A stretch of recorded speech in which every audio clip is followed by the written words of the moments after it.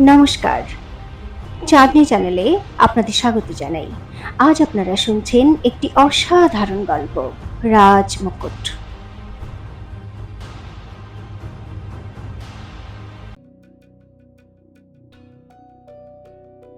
দ্রুত পায়ে হেঁটে চন্দ্রবতী রাজমাতার ঘরের দিকে যাচ্ছিল।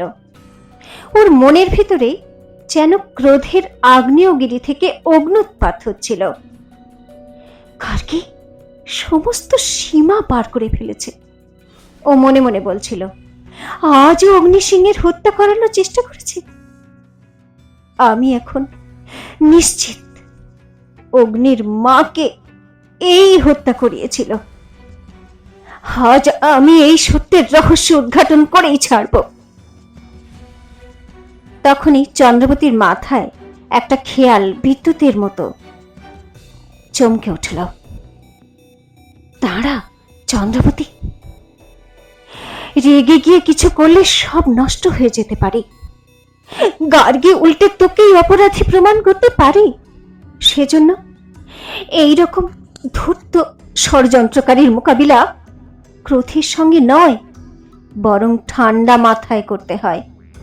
তোকে বীরেন্দ্র প্রতাপ আর গার্গী দুজনকেই ওদের নিজেদের চালে মাত করতে হবে। চন্দ্রবতী জানত রাতের এই সময় ওর অগ্নিসিংহের ঘরের কাছে থাকাটা অনেক প্রশ্ন সৃষ্টি করবে। এইসব ভাবতে ভাবতে চন্দ্রবতী রাজমাতার ঘরের কাছে পৌঁছানো মাত্র সবিতা সেখানে দৌড়ে দৌড়ে এলো। দাঁড়ান মহারানী মা, ও চন্দ্রবতীর পথ আটকে বলল। রাজমাতা এই সময় ঘুমোচ্ছেন।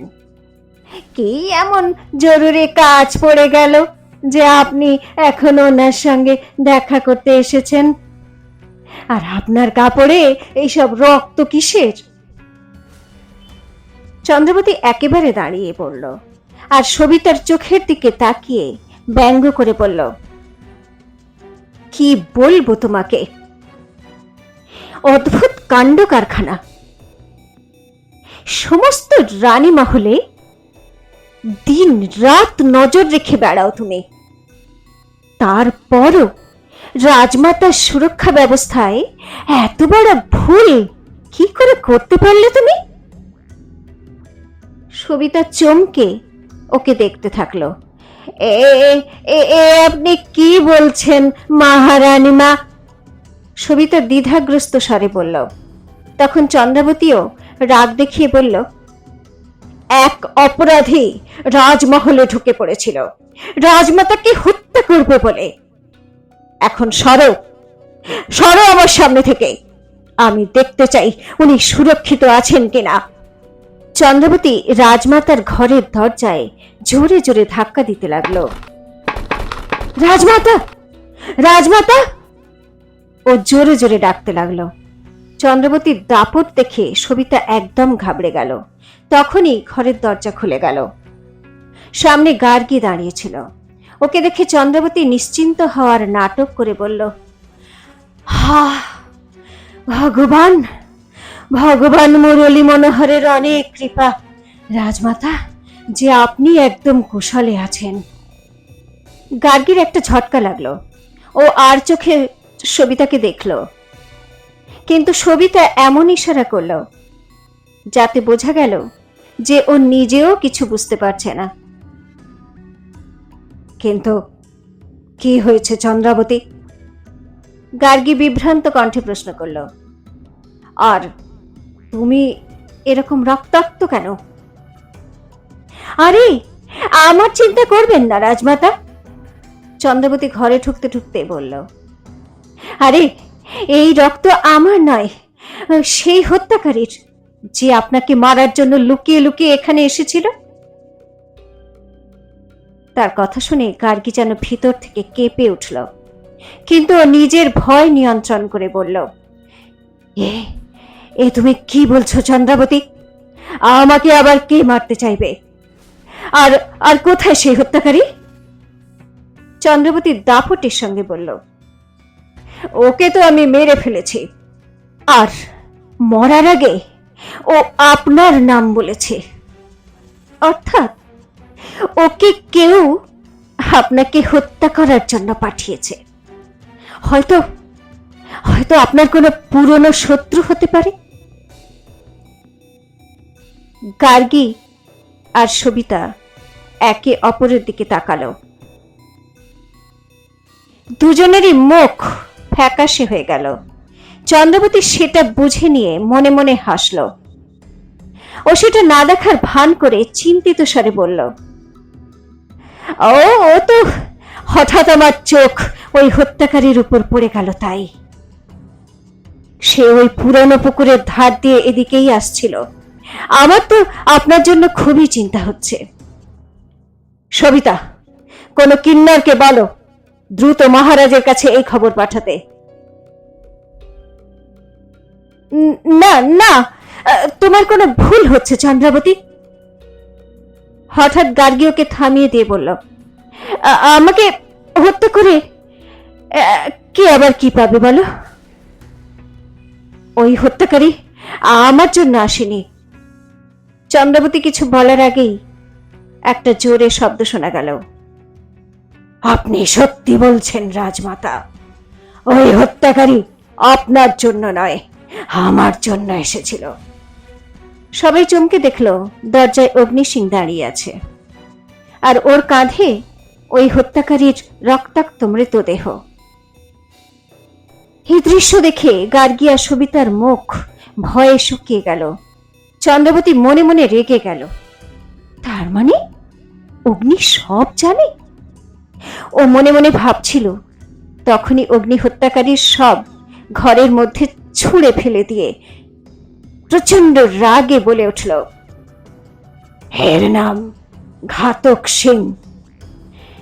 এও আমারই মতো পেশাদার হত্যাকারী ছিল।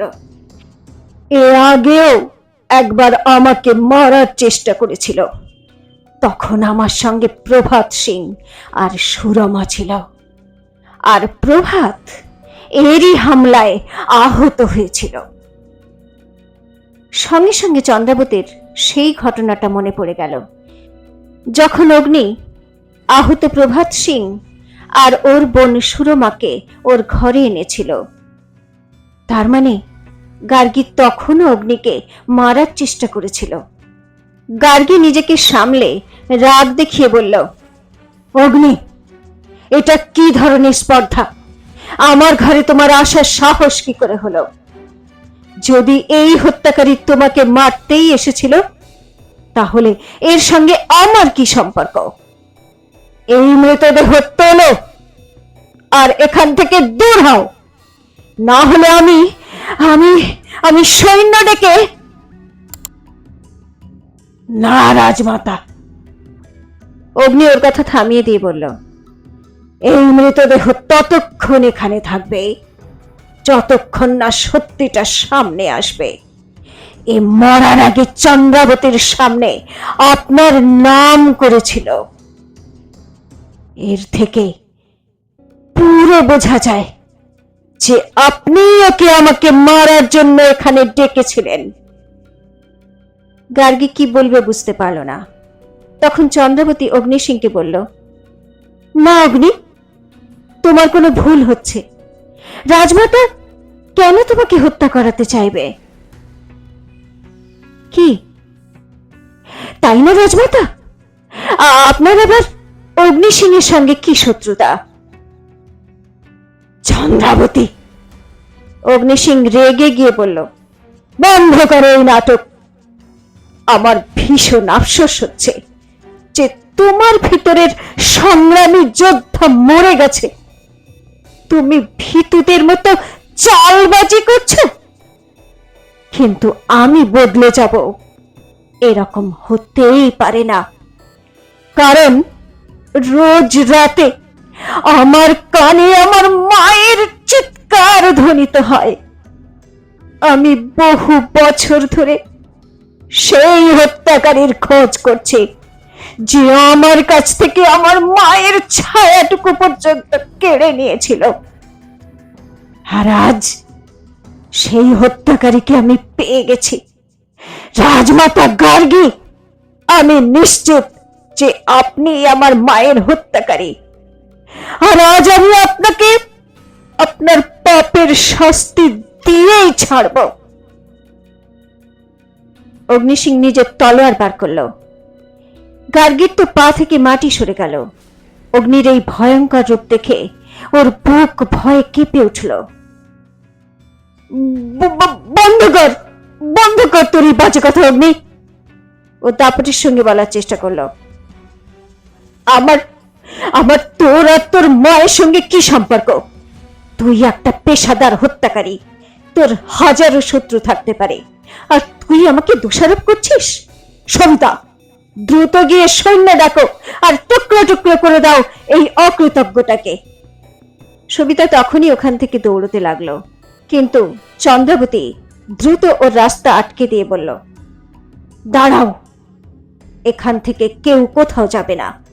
আর রাজমাতা, আপনি এটা ভুলে যাবেন না, এ সেই অগ্নিসিং যে নিজের রক্ত দিয়ে আপনার পুত্র মহারাজ বীরেন্দ্র প্রতাপের প্রাণ বাঁচিয়েছিল। গার্গীর মনে পড়ে গেল বীরেন্দ্র প্রতাপের শরীরে অগ্নিসিংহের রক্ত বইছে, তো ওর আরো ঘৃণা বেড়ে গেল। চন্দ্রাবতী অগ্নিসিংহের হাত থেকে তলোয়ার কেড়ে নিয়ে বলল,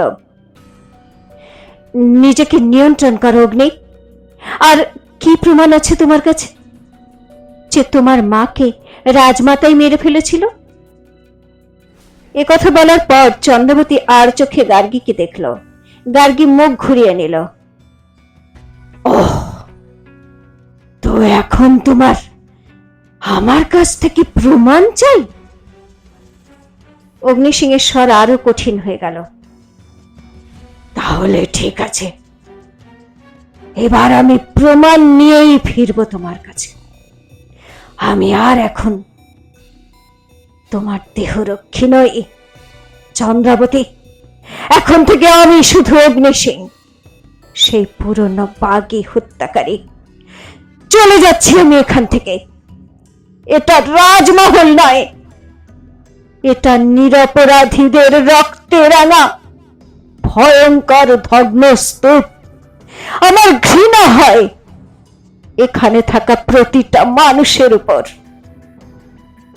অগ্নি ঘৃণা দৃষ্টিতে গার্গীকে দেখল আর ঘর থেকে দ্রুত বেরিয়ে গেল। চন্দ্রাবতীর একটা ধাক্কা লাগলো। এটা তুমি কি করলে অগ্নি? মনে মনে বলল, আমাকে এরকম ছেড়ে চলে গেলে?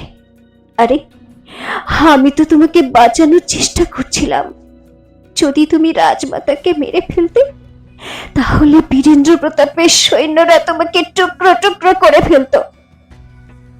তখনই বাইরে গলিতে দ্রুত পায়ে কারোর আসার শব্দ শোনা গেল। চন্দ্রাবতীর সঙ্গে সঙ্গে গার্গী আর সবিতাও চমকে উঠল। পরমুহূর্তে দেখলো কিছু সৈন্য নিয়ে বীরেন্দ্র প্রতাপ ঘরে ঢুকলো। কি হয়েছে মা? ও চিন্তিত হয়ে বলল, এখানে এত শব্দ কেন হচ্ছিল? তারপর ও যে ঘাতক সিংহের মৃতদেহ দেখল, তখন হতভম্ব হয়ে গেল। চন্দ্রাবতীর দিকে তাকিয়ে দেখল ওর পোশাক রক্তে ভিজে গেছে। এসব কি? বীরেন্দ্র প্রতাপ সবাইকে সন্দেহের দৃষ্টিতে দেখে বলল, কে এই লোকটা, আর এর মৃতদেহ রাজমাতার ঘরে কেন? একথা জবাবের জন্য গার্গী মনে মনে নানা রকম গল্প বানাচ্ছিল, কিন্তু তখনই চন্দ্রাবতী বলে উঠল, এই লোকটাকে আমি লুকিয়ে লুকিয়ে রাজমাতার ঘরের দিকে আসতে দেখেছিলাম। ওকে নানা প্রশ্ন করতেই ও আমার উপর হামলা করে, আর তখনই আমি ওকে মেরে ফেললাম। আমার মনে হচ্ছে এই রাজমাতার কোনো ক্ষতি করতে এসেছিল। বীরেন্দ্র প্রতাপ আরো অবাক হয়ে গেল। পরমুহূর্তে ও নিজেকে সামলে নিয়ে একটু নিশ্চিন্ত হয়ে বলল, সাব্বাস চন্দ্রাবতী, সাব্বাস, তুমি আজ আমার মন জয় করে নিয়েছ। দেখলেন রাজমাতা, এই জন্যই চন্দ্রাবতী ছাড়া আমার কারো উপর কোনো ভরসাই নেই। আপনার তো ওকে কৃতজ্ঞতা জানানো উচিত, না হলে রাজমহলের নিষ্কর্মা পাহারাদার আর রানী মহলের অকর্মণ্য কিন্নরদের জন্য আজ আপনার প্রাণই চলে যেত। কন্যারা, এই মৃতদেহ তুলে চিল শকুনের ঝাঁকের মাঝখানে ছুঁড়ে ফেলে দাও। সৈন্যরা তাড়াতাড়ি ঘাতক সিংহের মৃতদেহ তুলে নিয়ে ঘরের বাইরে চলে গেল। গার্গী আর সবিতা চুপচাপ সবকিছু দেখছিল। চন্দ্রবতীর চোখ মুখ গম্ভীর ছিল। তখনই বীরেন্দ্র প্রতাপ কিছু যেন একটা মনে করে বলল, মা, চন্দ্রাবতী আমার কাছে অনুমতি নিতে এসেছিল। আপনার প্রতিজ্ঞা পূরণের জন্য ও তীর্থযাত্রায় যেতে চায়, কিন্তু আমি ওকে এই অনুমতি দিতে পারবো না। এই সময় চন্দ্রাবতীকে আমার খুব প্রয়োজন।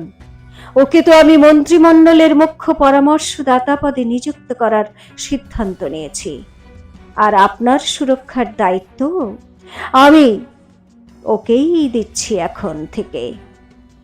তাই আপাতত এই তীর্থযাত্রার খেয়াল মাথা থেকে বার করে দিন আপনি। নিজের সিদ্ধান্ত জানিয়ে বীরেন্দ্র প্রতাপ একবার চন্দ্রাবতীর দিকে তাকালো আর ওখান থেকে চলে গেল। গার্গীর মুখ দেখার মতো ছিল। চন্দ্রাবতী ওর নিজের জয় দেখে মনে মনে হেসে উঠল। আমি দুঃখিত রাজমাতা। চন্দ্রাবতী দুঃখিত হওয়ার নাটক করে বলল, আমি তো তীর্থযাত্রায় যাওয়ার প্রস্তুতি করেই ফেলেছিলাম। এখন মহারাজ নিষেধ করে দিয়েছেন তো আমিও অসহায়। এবার আমাকে অনুমতি দিন। বলে ও ঘর থেকে বেরিয়ে গেল। এই চন্দ্রাবতী তো আমার ভাবনার থেকেও অনেক বেশি ধূর্ত। চন্দ্রাবতী যাওয়ার পর রাজমাতা বিড়বিড় করে বলল, এ ঘাতক সিংকে মারল আর আমার সুরক্ষার নাটক করে আমাকে দিয়ে বলাতে চেয়েছিল যে আমি অগ্নি সিংকে হত্যা করাতে চেয়েছি, কারণ ও বীরেন্দ্র প্রতাপের সৎ ভাই। আমি তো আগে থেকেই জানতাম রাজমাতা। সবিতা ওর দাঁত পিষতে পিষতে বলল, এ এত সহজে আমাদের বশীভূত হওয়ার মতো মেয়ে নয়। কতটা চালাকি করে ধীরে ধীরে বড় কুমারকে নিজের বশে করে নিচ্ছে আপনি দেখতে পাচ্ছেন। তাড়াতাড়ি কিছু করুন, না হলে এ পুরো বিক্রমগড় গ্রাস করে ফেলবে। গার্গীও রাগে ছটফট করে উঠল, বলল, এখন আর আমি কিছু করতে পারবো না সবিতা। বীরেন্দ্র প্রতাপ নিজেই নিজের লালসার শিকার হচ্ছে। আমার তো এখন এটাই ভয় লাগছে যে চন্দ্রাবতী আমার ব্যাপারে সব জেনে গেছে। ও জানে অগ্নি কে। ও জানে আমি ওকে আর ওর মাকে নিজের রাস্তা থেকে সরিয়ে দিয়েছিলাম, আর ও এখন এর পূর্ণ সুযোগ নেবে।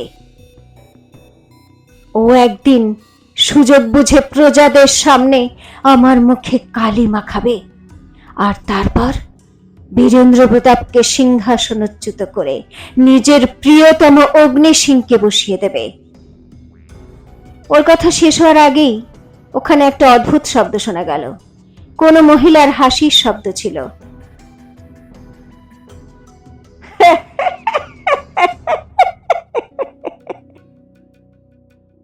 কে? গার্গী ঘাবড়ে গিয়ে এদিক ওদিক দেখল। সবিতাও ছুটে গিয়ে একটা জানলার কাছে গিয়ে দেখল। হঠাৎ জোরে হাওয়ায় জানালার পর্দা সরে গেল আর অন্ধকারে একটা মহিলার মুখ দেখা গেল। সবিতা ঘাবড়ে পিছনে সরে গেল। তখনই ওই মহিলা জানালার উপরে উঠে ভিতরে লাফিয়ে পড়ল। তুমি? ওকে দেখে গার্গী হতভম্ব হয়ে গেল। মহিলার চেহারা ভারী অদ্ভুত ছিল। পোশাক একেবারে এলোমেলো, চুল উস্কো খুস্কো, খানিকটা পাগলের মতো। তুমি আমাকে চিনতে পেরেছ গার্গী?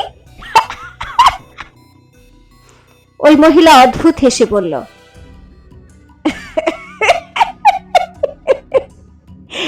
চিনতে কেন পারবে না? বহু বছর তোমার কত সেবা করেছি আমি, কিন্তু তুমি তুমি এর পরিবর্তে আমাকে কি দিলে? আরে অকৃতজ্ঞ, তুই আমার কাছ থেকে আমার ছেলেকে কেড়ে নিলি, আর তাকে কেন্দ্র করেই তুই বিক্রমগড়ের রাজমাতা হয়ে বসলি।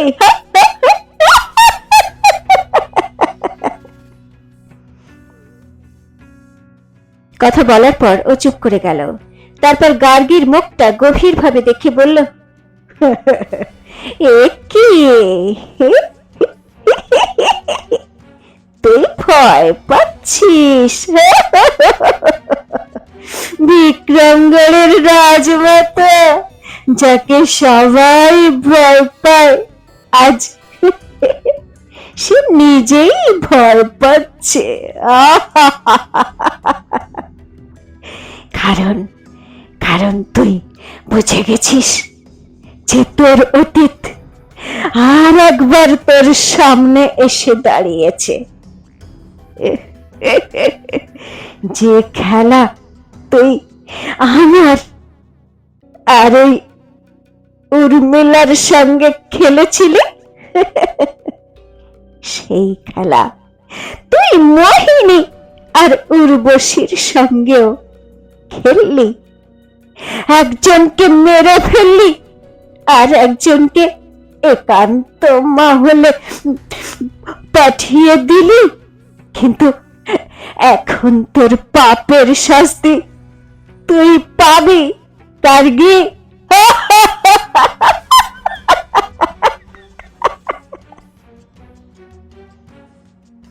তো কে এই মহিলা, আর কেনই বা এসেছে সে গার্গীর কাছে?